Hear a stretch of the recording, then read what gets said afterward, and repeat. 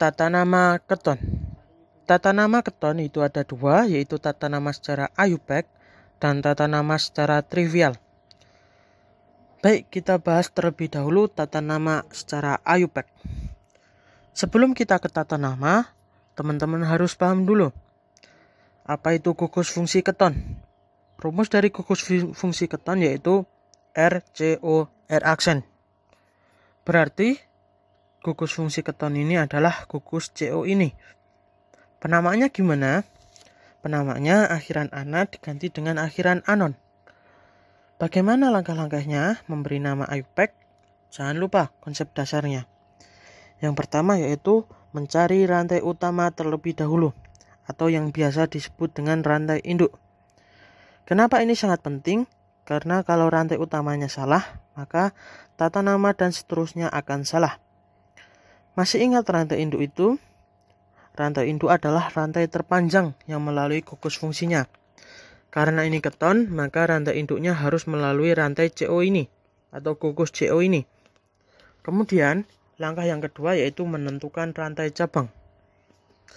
Yang ketiga yang wajib teman-teman paham yaitu adalah penomoran. Penomoran harus dekat dengan gugus fungsinya, atau gugus CO tadi.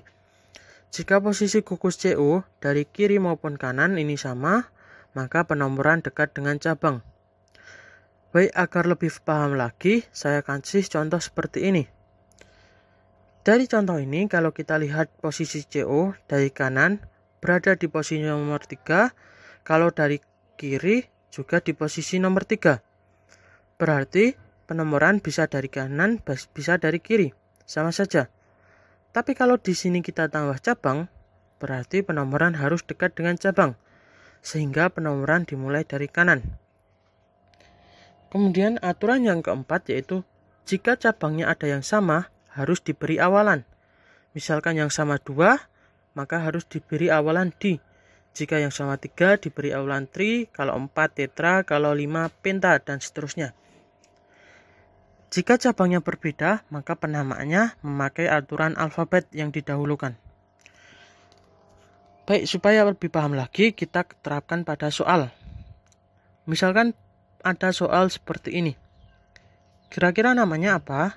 Penomorannya dari mana? Masih ingat? Penomoran yang dekat dengan gugus CO. Apakah dari kiri atau dari kanan? Jelas dari kanan, karena lebih dekat dari kanan. Berarti di sini 1, 2, 3, 4, 5, 6. Posisi gugus CO di nomor 3. Maka namanya adalah 3. Ada berapa C rantai induknya? Ada 6. Akhiran ana menjadi anon. Berarti heksana menjadi heksanon. Berarti namanya adalah 3 heksanon. Contoh yang kedua.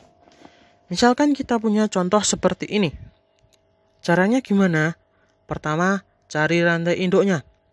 Ingat, rantai induk adalah rantai terpanjang yang melalui gugus fungsi atau gugus CO-nya kalau keton. Berarti rantai induknya yang ini berarti 1, 2, 3, 4, 5, 6, 7. Kemudian penomorannya dari mana? Kita lihat posisi CO. Kalau dari kiri dia di posisi 1, 2, 3, 4. Kalau dari kanan dia di posisi 1, 2, 3, 4. Sama. Posisi gugus CO sama baik di kiri maupun di kanan. Kemudian kita coba dari posisi cabang yang paling dekat. Kalau dari kiri ada cabang di nomor 3. Kalau dari kanan juga sama, ada cabang di nomor 3. Tapi yang sebelah kanan mempunyai cabang yang lebih banyak, sehingga penomoran dimulai dari sebelah kanan, bawah ini. Berarti dari sini 1, 2, 3, 4, 5, 6, 7. Maka ini sebagai cabang, ini sebagai cabang, yang ini juga sebagai cabang. Jadi nanti kesimpulannya cabangnya ada berapa? Ada 3. Di nomor 3 ada 2, di nomor 5 ada 1. Berarti namanya adalah 3,3,5. Karena ada cabangnya yang sama sebanyak 3, maka diberi awalan tri. Berarti trimetil. Posisi gugusnya nomor berapa? Nomor 4. Berarti 4. Kemudian jumlah rantai induknya ada berapa? Ada 7. 7 itu hepta, karena dia keton berarti menjadi heptanon. Jadi nama strukturnya adalah 3,3,5 trimetil 4 heptanon. Kemudian tata nama trivial. Gimana tata nama trivial? Kita kembali ke rumus dasarnya. Rumus dasarnya apa? Rumus dasarnya RCO R aksen, di mana R ini adalah alkil, R aksen ini juga alkil. Alkil ini bisa sama, bisa beda. Yang CO tadi adalah keton. Sehingga kalau kita buat rumusnya menjadi alkil keton. Misalkan saya punya soal seperti ini, maka ini namanya adalah etil, yang ini juga etil. Maka teman-teman tidak boleh memberi nama etil keton. Kenapa? Karena sama, harus diberi awalan di. Maka namanya adalah dietil keton. Contoh yang kedua, misalkan kita punya contoh seperti ini. Gimana namanya? Maka yang ini namanya adalah isopropil, dan yang ini adalah etil. Duluan mana E sama I? Jelas duluan E. Sehingga namanya adalah etil yang didahulukan. Maka namanya etil isopropil keton.